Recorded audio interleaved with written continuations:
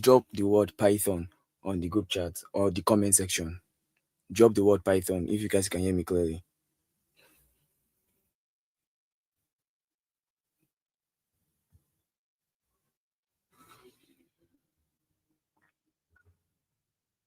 Yes, this thing's still messing up. Okay. Okay, awesome. So, welcome to today's class. It's the first Python course we're having. Unlike the last one, I don't know if most of you were here, but it had a few issues. But that's in the past. Let's get right into the class today. So now I prepared us a few little documents. Now this document is like a resource guide. I'm going to drop it on the community link or the community group or the community platform, right? So let's get right onto the introduction aspect. Now you guys know me, I'm Lightspeed, right? And I will be your instructor throughout this Python journey, right? Whether you're secondary school, university, graduate, entrepreneur, or you just want to learn a valuable skill. Now, let me confirm one thing first. Are you guys seeing my screen? Are you guys seeing my screen? Need to be sure that you guys are seeing my screen. Are you guys seeing the document that is here?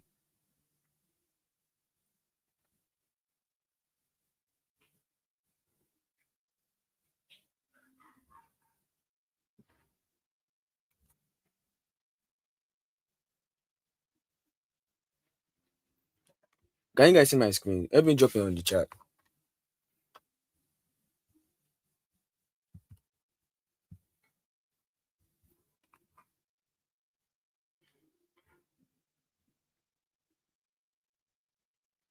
Okay.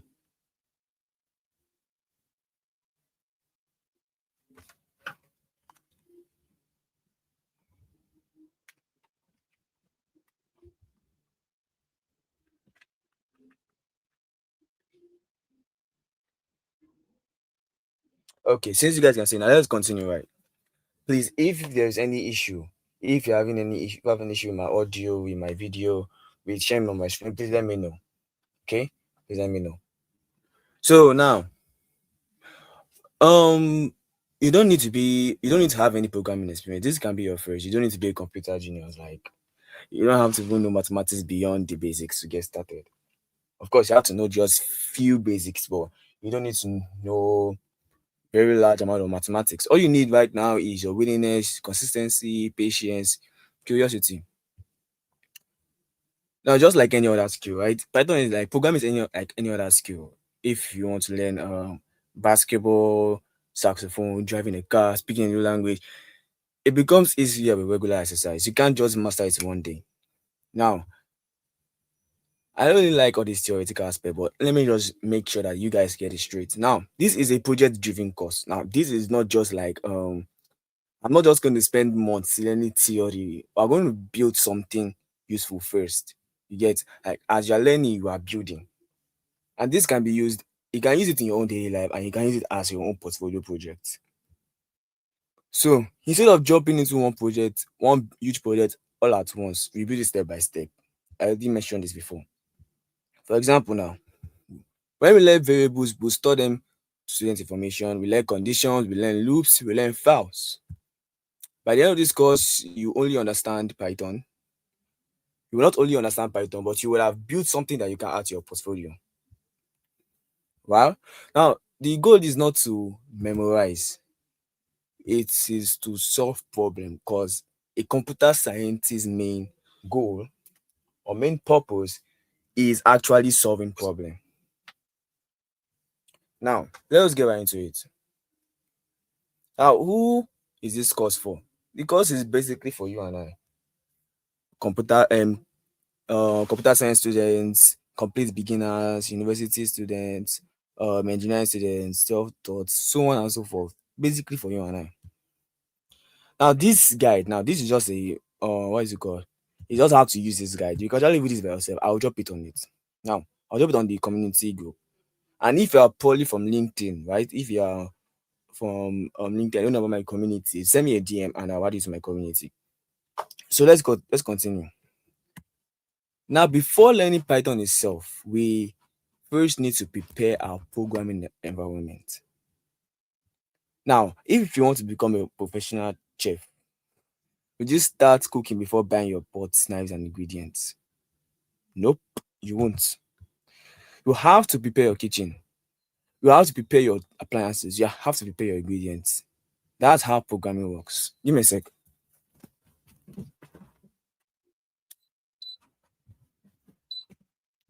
Okay, sorry about that. Now, the kitchen example and the chef example, we also use it in our own example, right? We have to prepare our own programming workspace. What do I mean? It means installing the software we're going to use throughout this course. Now, the tools we will use now, we're going to use mainly four tools for this course, right? Each one has their own different purpose. Number one is Python. Number two is Anaconda. Number three is VS Code. And number four is Google Colab. Python is programming language you'll be learning, right? It is known for being very simple to read, beginner friendly, and it is very powerful to build like professional applications. I need to know if I'm clear. Let me check my group. Let me check this stuff real quick.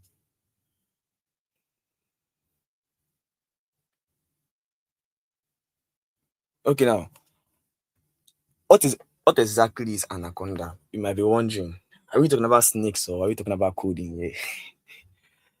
Yeah. Well, we are talking about Anaconda is just like it's a software distribution, and it is more of like it comes with it includes Python, it includes Jupyter Notebook. I will explain what these are. I'll explain what Jupyter Notebook are.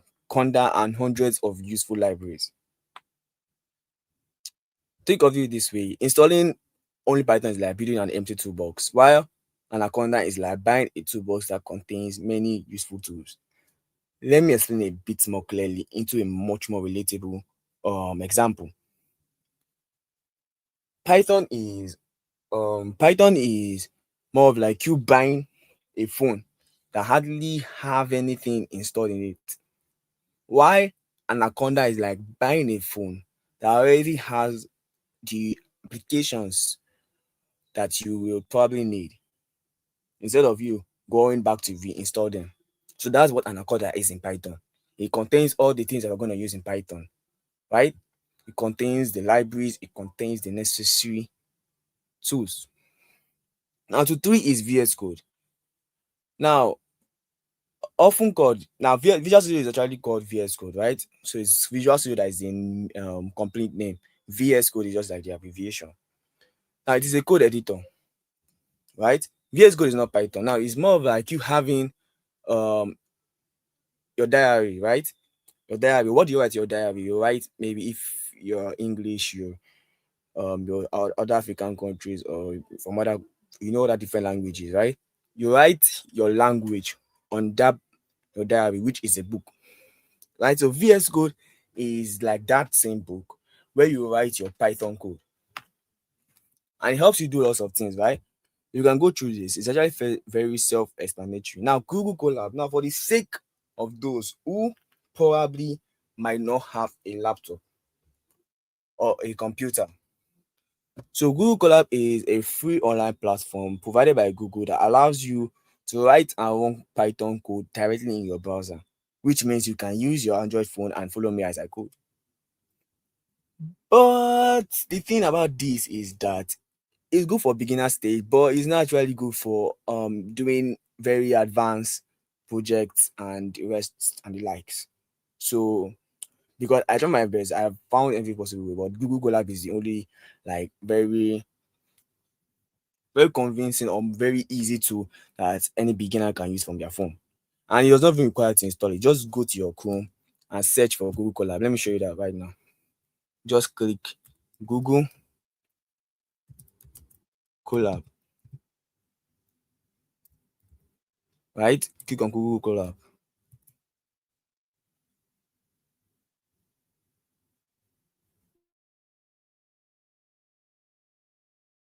First link that you see there. And then you sign in. and then you start coding, right? You can see these notebooks that are here. So um that's basically it. Is very easy to use. Now the last tool now is Jupyter Notebook. Now Jupyter Notebook comes with Anaconda. Now Jupyter Notebook looks very similar to Google Colab, right? But it's very good. Like it's if you can use Google Colab, you can definitely use Jupyter Notebook. Now, one thing I like you to remember throughout this course, you do not become a programmer by watching videos. You become a programmer by writing code.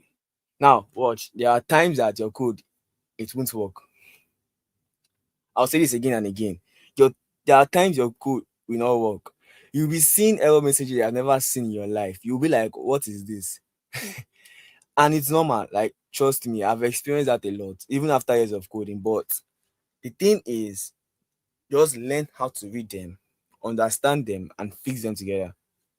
The only mistake is giving up. I shall bullying this one safe. I'm not bullying them. Sorry about that. Don't mind me. Now that is basically the introductory aspect. Now let us start setting up. I told you guys now that this is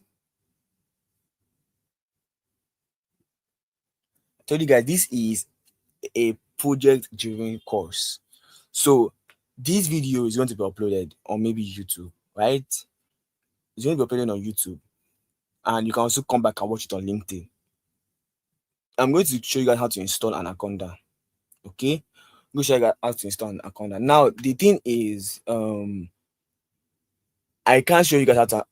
I can only demonstrate, but I can't really like show you guys by sharing my screen because I'm not using a normal Windows laptop. I have a normal Windows laptop, but I can't use it at the moment. I'm using my Chromebook, and my Chromebook uses Linux operating system for all these coding and the rest of them. But don't worry, it's very self-explanatory.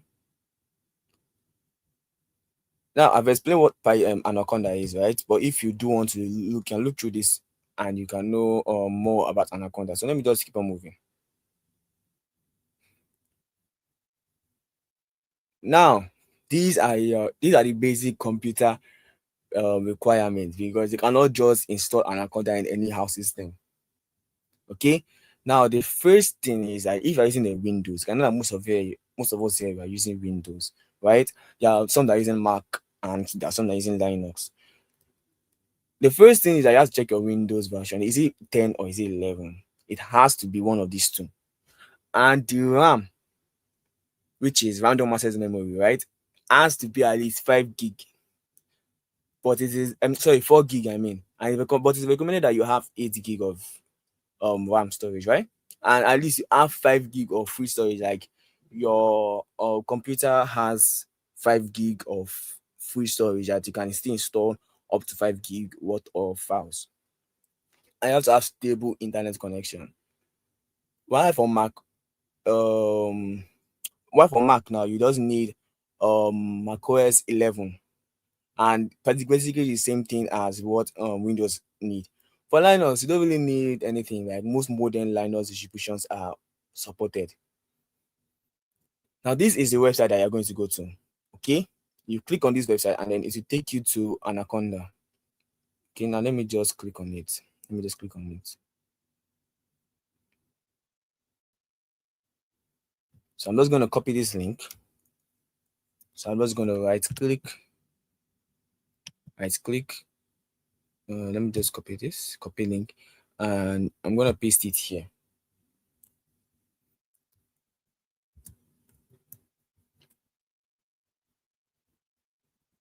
Or before I move on, please, I hope you guys are getting me. Please, if I'm too fast, let me know. And if you can still hear me, let me know, please. Can you guys still hear me? Like, my screen is too bright. Um,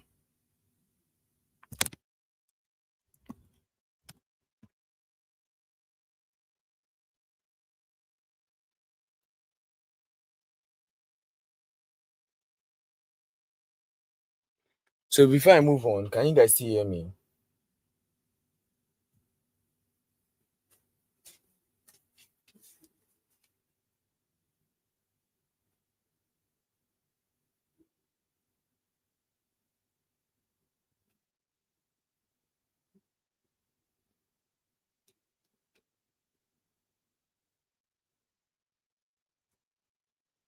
Can you guys hear me? If I move on, we really need to move fast.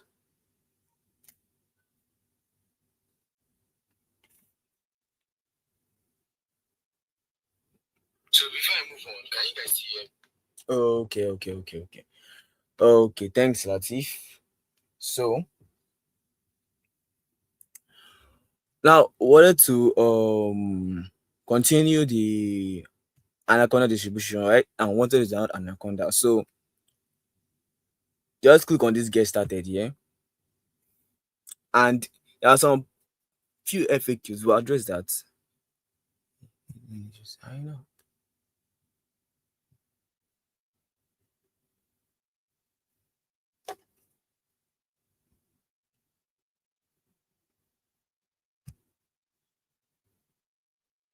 You can skip registration.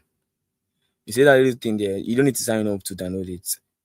So now this is the Anaconda. There's Miniconda. Miniconda is like a smaller version of Anaconda, right? It is much more smaller and much more, but it doesn't have all the old packages that Anaconda has. Okay, so if you want to install it, you can install it. Yeah, and this is a if you're using Linux, this is for you. If you're using Windows and if you're using Mac, right? So let's get back into it. Now let me zoom in a little because someone said my screen is too bright. I got zoom in a little bit now so you guys can see more clearly. So ensure you download Anaconda from their official website. This website that is here. Please don't download the wrong version.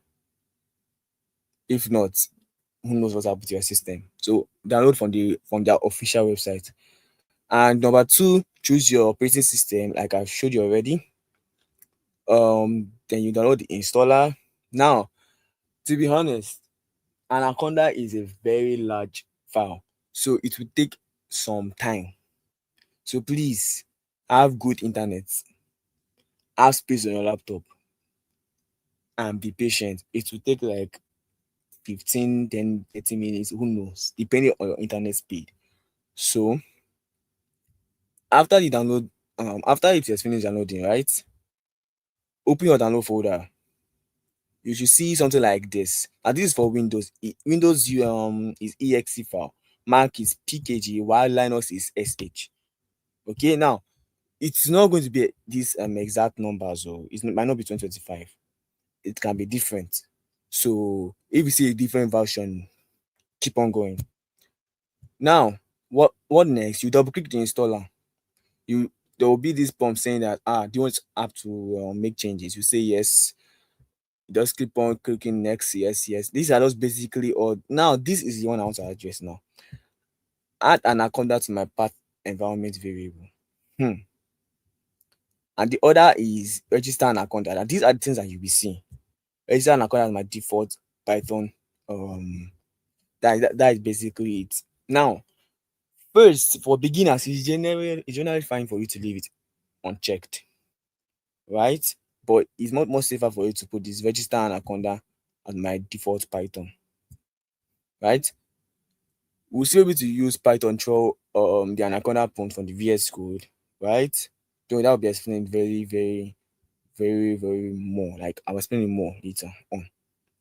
While for Mac, it's basically the same process, but the only thing that there will be a password request, and then you just type in your password and that's all. For Linux, you open the your prompt, the terminal, then you do the C. Now CD means the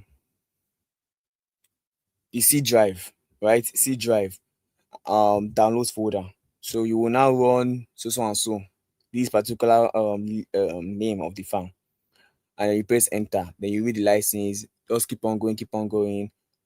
Basically, all these things are very self-explanatory, and if you have a problem with it, I will definitely answer you. Next thing is Jupyter Notebook. How do you open Jupyter Notebook? It's from the Anaconda Navigator. Okay, you launch the Anaconda Navigator. I'd love to show you guys, but I'm using my Chromebook at the moment, so I can't really show you guys this thing. But don't worry, the Jupyter notebook is very similar to Google Colab. We'll start coding very, very soon, and you guys will see how Google Colab looks like. Let's keep on moving. Now, these are common installation errors. Just go through them, right? Go through them, and I'm sure that you will find an error that might happen. So now FAQs. Now, do I need Anaconda if I'm using Google Colab? No. Google Colab already provides you ready to use Python environment in the cloud, right? So you don't need Anaconda. You, however, but you will need Anaconda for larger projects later in the course, just like I explained. Should I uninstall Python before installing Anaconda? Not necessarily, right? You don't need to uninstall any other Python versions. Sorry, any other Python installations. Okay, but if you have other or if you have multiple versions installed, you might need to be mindful of it. It's Anaconda free. I already said it's free. I told you how many storage it needs. So you might find a few FAQs here. So this is just for setting up. This is just for setting up. I will drop this document on the group or the community later today.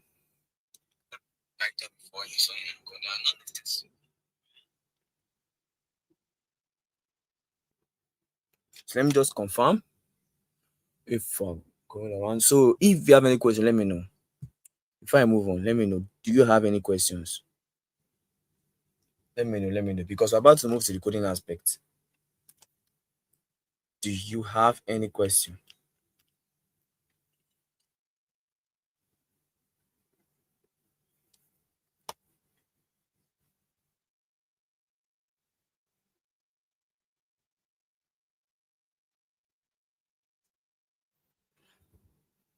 Well, any questions?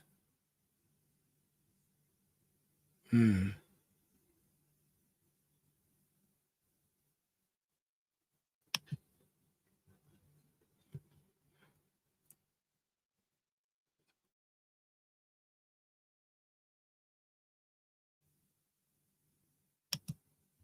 Well, we're going to have to move on. If you have any questions, you can ask me later. So let us move on to the Python full course now.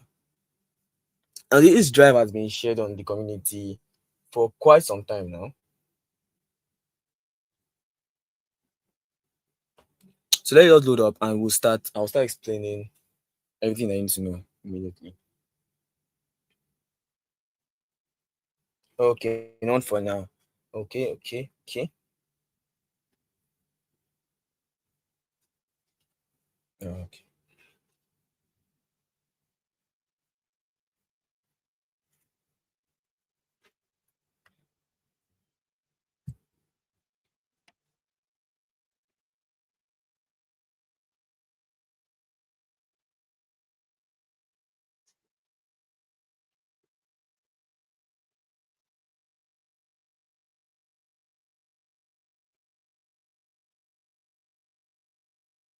I'm having some awkward connection right now. Um. So in the meantime, just like go to your phone. If you're using your phone, if you're using your system, just open Google Colab. Just search for Google Colab, open the link, sign in with Google. Right? You don't need to install anything. You don't need any special assistance there, right? But if you do, I will surely assist you. But it's very easy to use. Okay. Mm.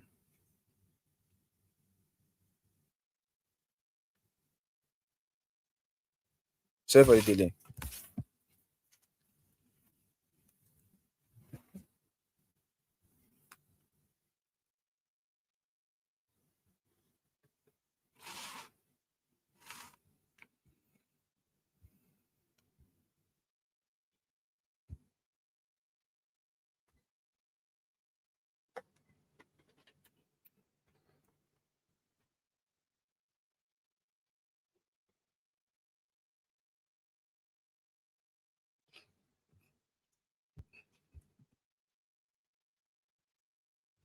Okay, you know what? Let me reopen this Google Colab.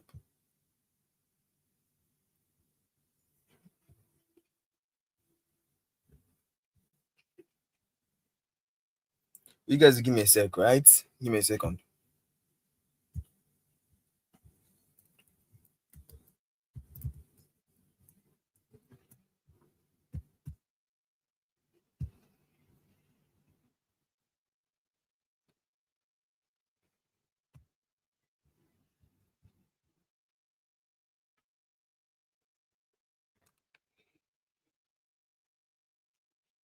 No, I'll be back right now. I'm just trying to set up this Google Colab. Let me just try and sign in again. Um,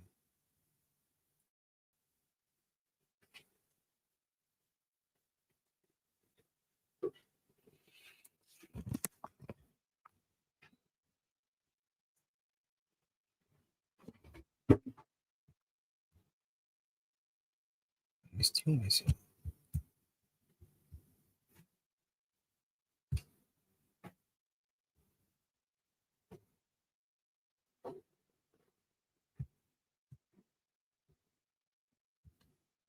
Okay.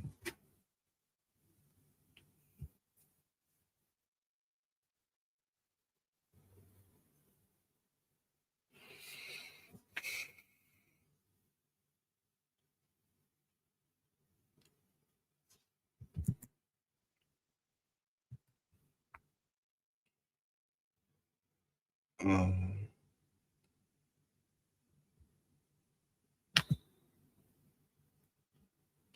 can you guys still see my screen?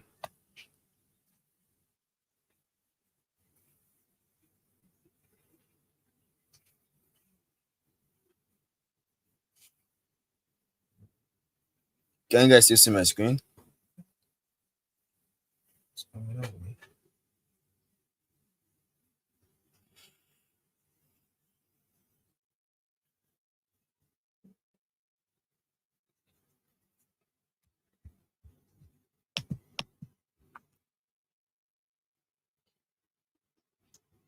Can you guys still see my screen? Let me know, please.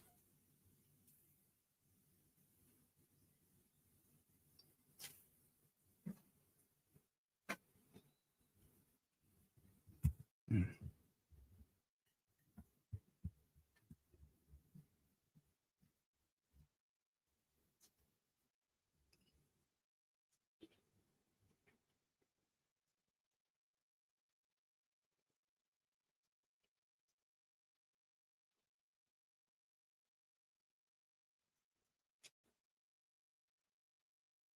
Okay, so let us start.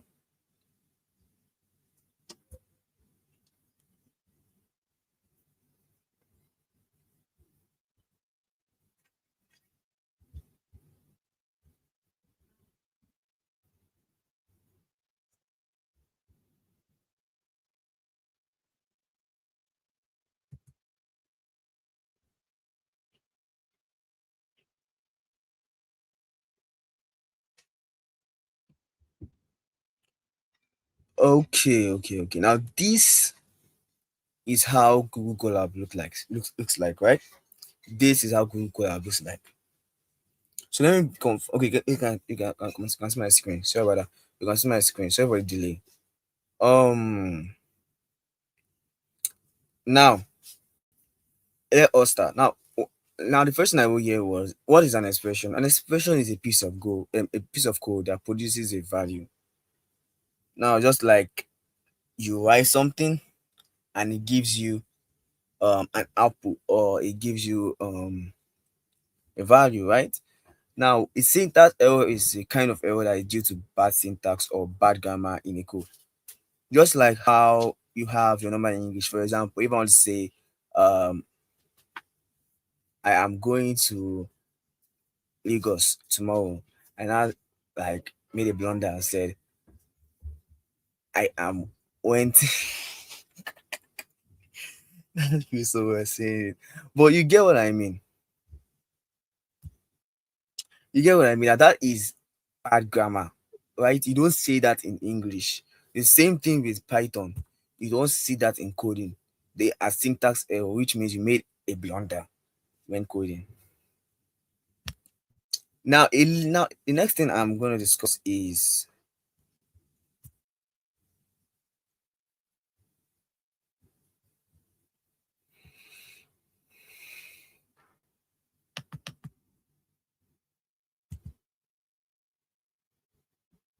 next I'm going to discuss is linter. A linter is a tool that checks our code for potential errors.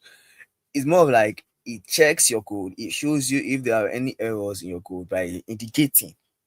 Okay, it indicates if there's an error before you run your code. Now let's look at some Python fundamentals. Now let me zoom in a little bit so you guys can see it.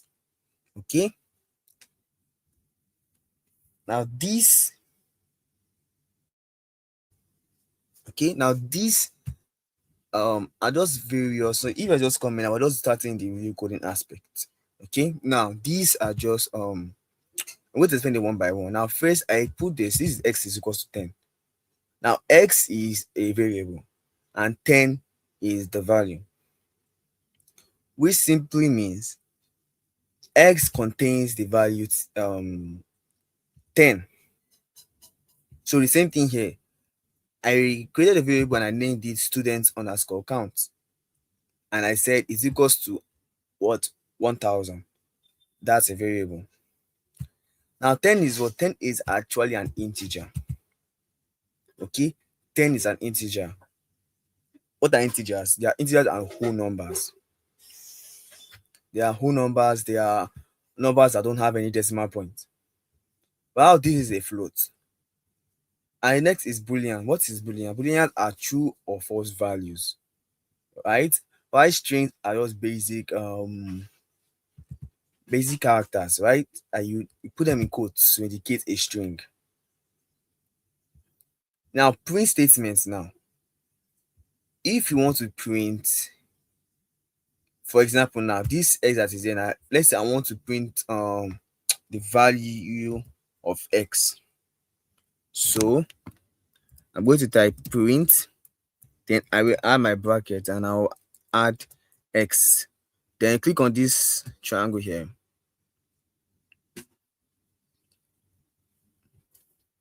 And then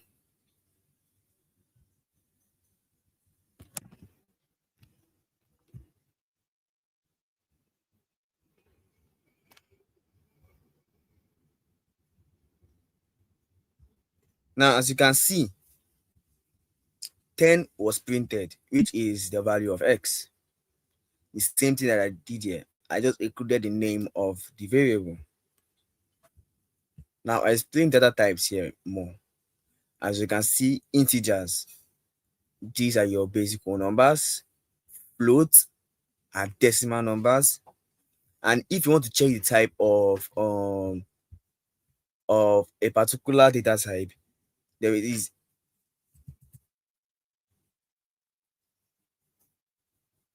sorry guys, can you hear me? I think I should be clear, right?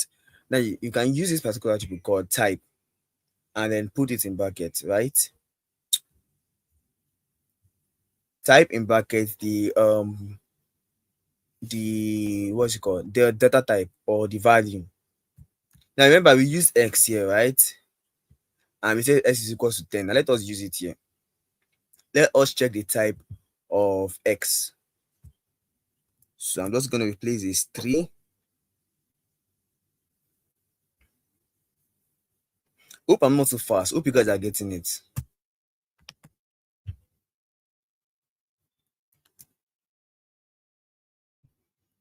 With x now. So I'm going to run it. If you're using your laptop, you can use Control and Enter. As you can see, x is an integer.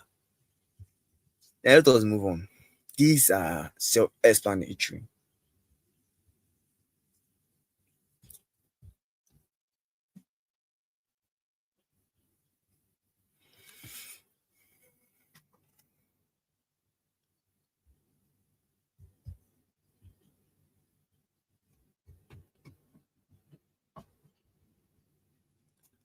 Now I almost forgot to mention this. Python is a case-sensitive language. Which simply means if you write this true with small letter, it will throw you an error. So let us write it now. And the error is going to show you now is going to be about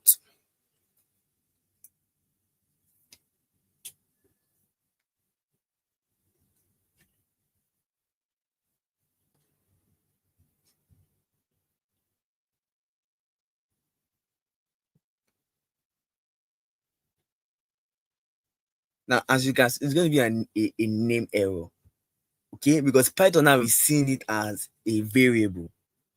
Python is seeing it as a variable, and we don't have any variable called true, but we're trying to make a boolean. So it's a very sensitive. It's very sensitive when it comes to cases.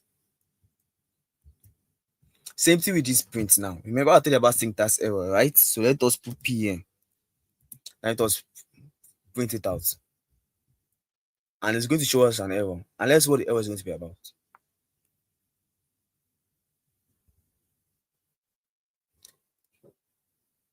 Name error. The name print is not defined. This is why you have to make sure that you use the right cases.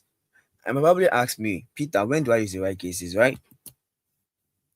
Throughout this course, we'll be using the right cases, okay? And by the time you do it like once or twice, a couple times, and put it that way, you'll be um able to you get used to it now. You can also print strings. Now this is a string. I remember I explained what strings are. And if you check the type of Lightspeed, you will see Lightspeed is a string. Now, what are complex numbers? Right, so you have to know basic mathematics. Now, complex numbers are numbers that have or that include alphabets. Now, if you check the type of 5 plus 7j, you see that it is a complex number. Now, list. Now, for as the name implies, list contains it can contain different data types, right? You will see more of this later on. And a tuple, now a tuple is it does this, it does almost the same functions as list. I'm going to show you guys now. If you, as you can see, I printed list and I also printed tuple, and I printed out 1 2 3 1 2 3. The difference that is very obvious right now is as list they are using square brackets and tuples are using your normal parentheses or your round brackets. Don't worry, I'll explain this. Now sets they use curly brackets. Now dictionaries. Now this is nothing serious. Okay, this is nothing serious. Dictionary, what are dictionaries? Dictionaries are just like your normal dictionary, right? There is always a key and there is always a value. I will explain. So to write a dictionary, you first start with your curly brackets. Okay? And you put your quotes in there. Let's say I want the value to be I want the key to be let's say food. You understand? And I want the value, I want this food to have the value bread. You understand what I mean, right? And if you print this out, it will bring out the key and the value. And once you print once you check the type, you see it's a dictionary. Don't worry, dictionary will be explained more. I've explained what variables are. Okay, so if you put a is equals to 2 and you print a, you get the value of a, which is 2. Same thing with b. If c is equal sorry, the value the value of the boolean true is the variable c, and the value of the variable of Lightspeed is the variable d. So these are those basic variable variable, what is it called? Just variable techniques that you can use. Okay, now this is very different. Now we are creating a name variable with the value of who? Peter. Now let me use another person name, right? Let me use another person name. So there is a name variable with the value of Samuel. Right? And then we print what? Welcome. And then we added a comma here. This comma indicates that we are done writing strings. We are now adding a variable. As you can see, this comma is outside of the quotes. If you put the comma inside the quotes, Python will take it as a string and it won't give you the output you are looking for. So once you put welcome with the variable name, you see welcome Peter. And you can also use it for various we can use variables for mathematical calculations. A is equals to 2, b is equals to 3, print a plus b, right?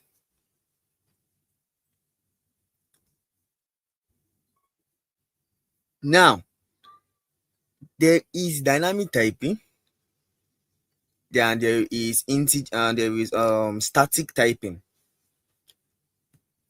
Let me explain. Unlike other other languages like C++ or Java, before you write a code, you have to indicate which data type is this particular value. If you don't indicate that this is an integer, it should show you an error. But in Python, it's totally different. Once you give it that, oh, this is 7, this is 15, this is 12, it says that, oh, this is an integer. It automatically adds data type to it. This is a string, automatically adds data type to it. Now let's keep on moving. I'm sure that is clear now.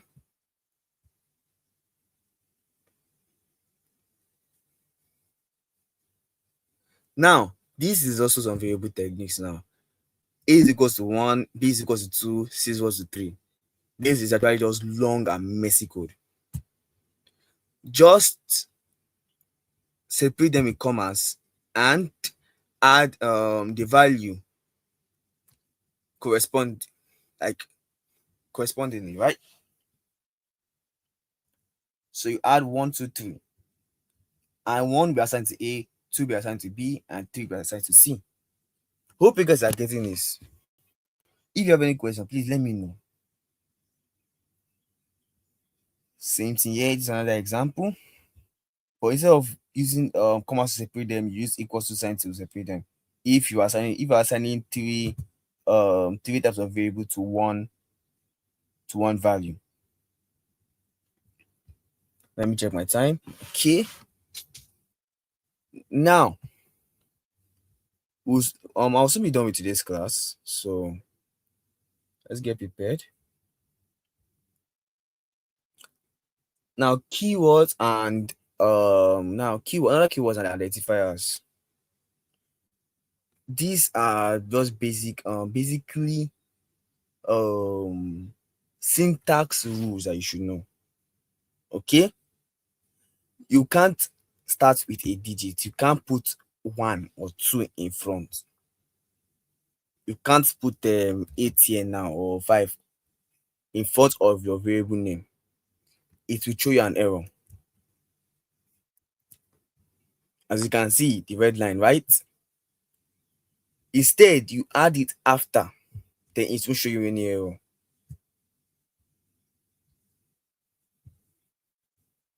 And you can't also start you can't use any, as you can see now, this thing will run without any issue. we want to go without it having issues. You can see this green check mark here. You can't use any special characters, but you can use underscores though.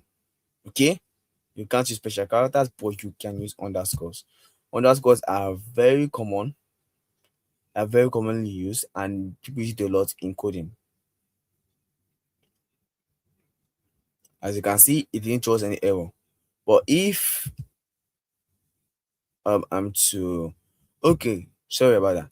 Now this green stuff you are seeing here, I don't know why I did not explain this. This green stuff you are seeing here, they are comments, which simply means, as you can see now, I have little um explanations here now, little notes here, and it doesn't affect whatever I'm doing here. Okay, any code that has, or any text that has this particular hashtag here, okay, Python will not run it. Python will skip it and go on to the one that doesn't have the hashtag, because they are called comments. Now let's keep on moving.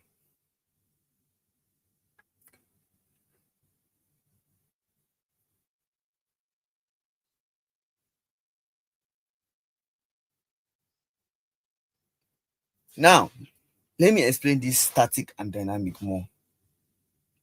Static is your normal calendar.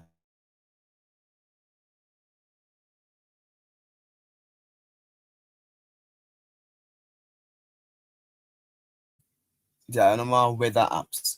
They don't require any information. They don't require taking information from the users. Unlike them social medias, you need a lot of information. They need your name, they need your profile picture, they need all these necessary things, right? There are some that are optional, there are some that are compulsory. For example, you need your email. But for calendar, you don't need your email. Like, why would they be asking for an email for just check the calendar? Now, how do you take what is it called now? An input from a user. Now, if you want a user to type, you use this particular statement here called input, and you put this bracket.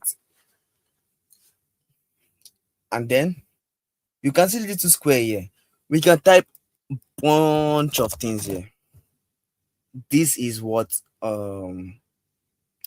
this is basically what how this is basically how they collect information from users. So if I click enter now, it will just exit. Don't worry, we're going to look into how we're going to save this data.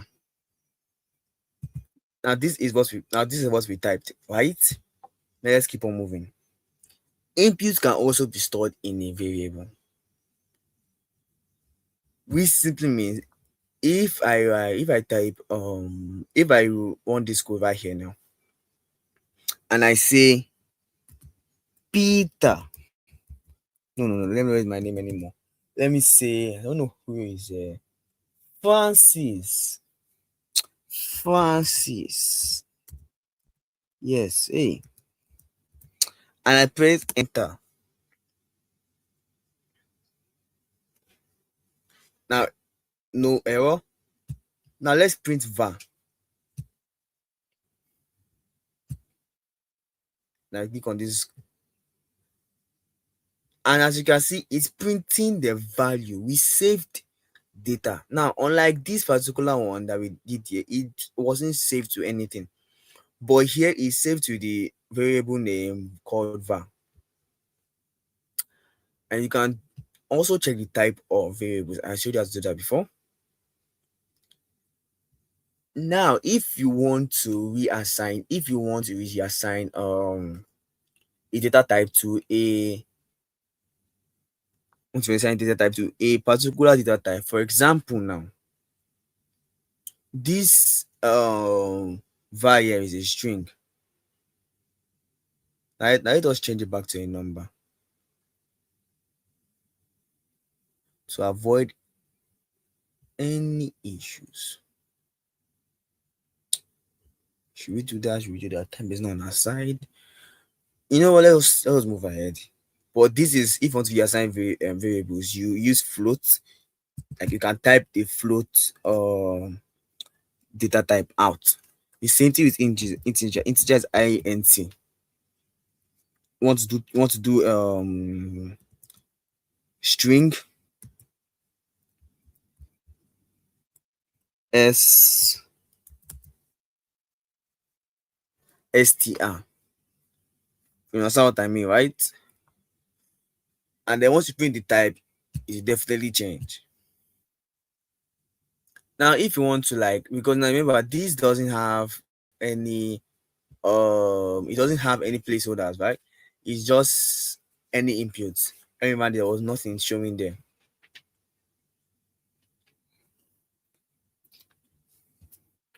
But now, Andrew. Sorry about that. So now we're going to buy a string here. Are you getting me? We write a string here now. And we're going to save it into a variable called var again. And we typed enter your name. Now I'm going to add a space in here. Okay. Now let us run this again. Control enter or shift enter. Or you click on this triangle here.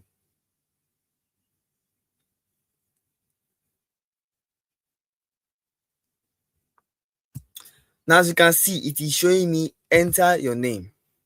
Unlike the other ones that were just showing just square. So now enter my name. My name is Latif.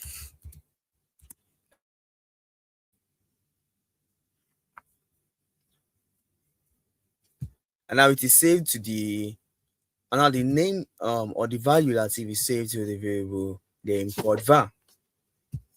So if I'm to print var, or even if you write it, even if you write var like this, now it will print out Latif.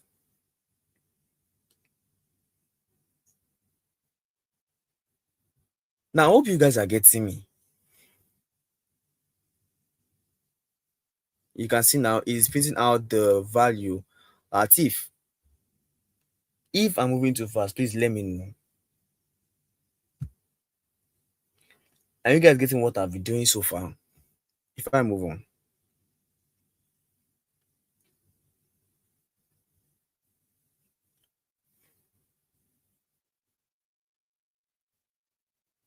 Are you guys getting what I'm doing?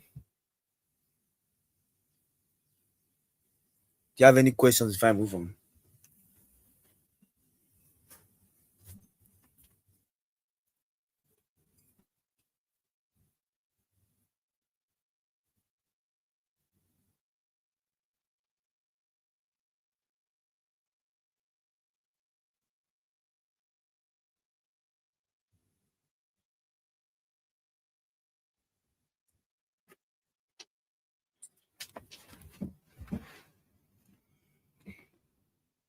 So can you guys still hear me? Let me know if I'm still clear.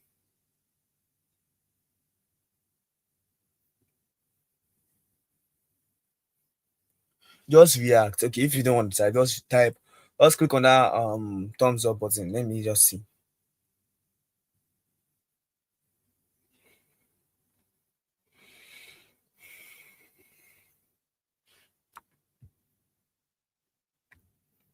Time is now on our side.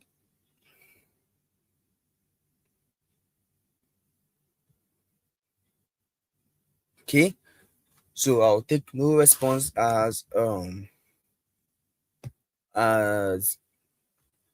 good to go.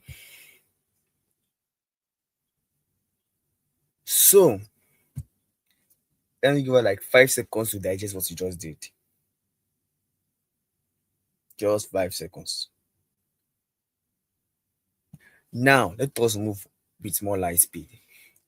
I'm going to create a simple Python calculator.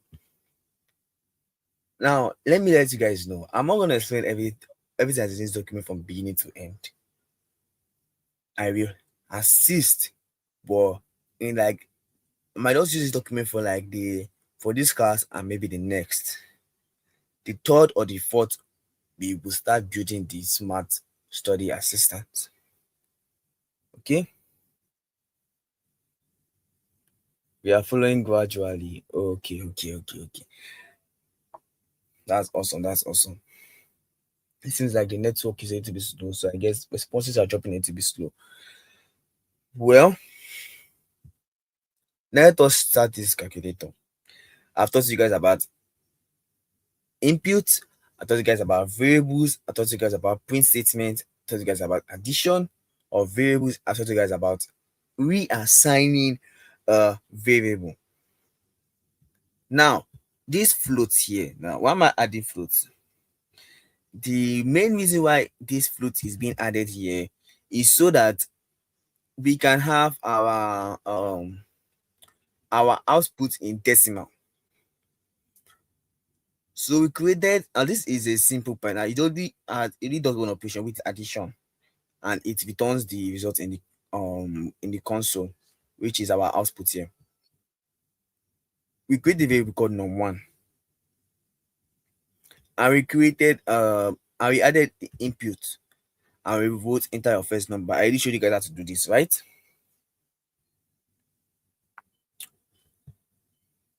Then we added this float here. Remember, and I told you guys two data types. Num2, the same thing, but we just change the second number. And then the result is equals to num1 plus num2. Then print the result. Let me explain again. This num1 takes the first input from the user. The num2 takes the second input, and this variable here then it does the addition of the first input and the second input that has been taken from the user, and then it prints this variable here. It prints the value of this variable. Now let us try this real quick. Enter first number, let's say 97. 87. Click on enter. Enter the second number, let's say 23. You click on enter, and as you can see, the addition of 87 and 23 gives us 110.0. You might ask again, why are you saying decimal point? Because we reassign it to a float. Now you can do this. I'm going to give us an assignment. You guys create your own calculator, but it should be either minus, division, or multiplication. Okay, so I must see the assignment by tomorrow. It's the same thing, just that you just change this num1 plus num2 to num1, the operation you are adding, whether it is minus, whether it is division. You must do audio operation, so it is fine. So it's a very simple assignment. I will definitely show you guys. So do you want me to stop here, or do you want me to keep on going? Because like for Python, we have a lot to do, and we have to cover as much as we can. We can't cover it all today, but at least we have to cover enough. I want to know whether you guys still have space. Let me add more information from here.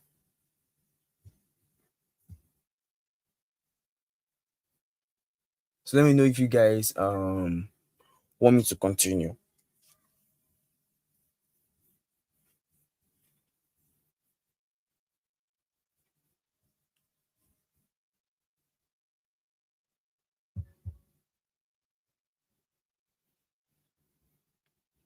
Well,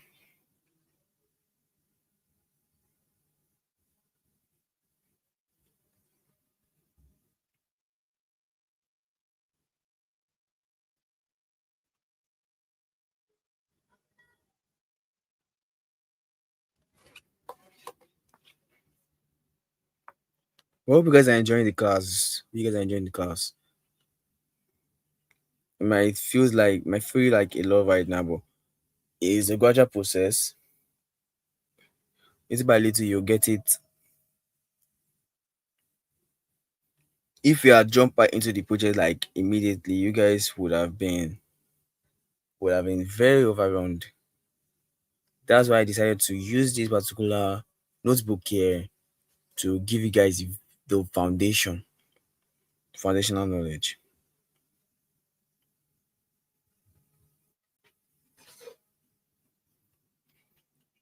Okay, okay, okay. We can stop here for today. No wala, no wala, no wala, no problem. We have done we have done quite a lot. Okay. So the assignment for today, your assignment is very simple. Create your own Python calculator that has the different operation, a much more different operation than it must not be addition. Even if you add addition, but let it have you must also have maybe minus, multiplication, slash division. So before I end this live video today, I need to know, do you guys have any question? Now I host live videos on TikTok every Friday. So you can ask me a person, we can vibe, we can interact. But right now that I'm with school, do you have any question?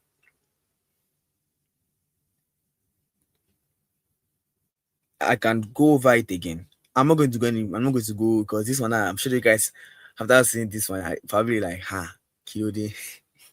So let me know if you have any questions. Let me just go through the comments here.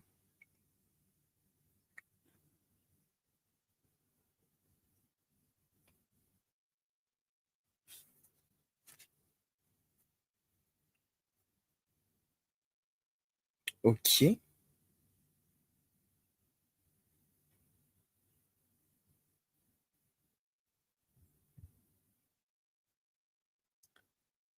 If there is no question, if there is no question, then we'll stop here for today. We'll stop here for today. So I'm going to share the document for this installation and setting up the guide, and I will be share the link to for everyone to access this Google Colab. Okay, then you can go by yourself, whether with your phone or with your laptop slash computer, to type to run your own code, to type your own code. If you have any questions, type in the community. And if I'm not in the community, send me a message on my LinkedIn and I will add you to the community. So that's basically it. So thank you guys for joining. It's very encouraging that you guys joined today. So I hope you guys join the next one. The next day, the next one will probably be on a Wednesday. It'll be on a Wednesday and to be the same time. So thank you for joining today's live. Be sure to connect with me on LinkedIn, and I'll definitely connect with you back so we can interact and we can see each other more on LinkedIn. So bye bye guys. See you guys in the community. And remember, please do your assignment and go through this or we watch the live video in case if you are missing anything. So bye.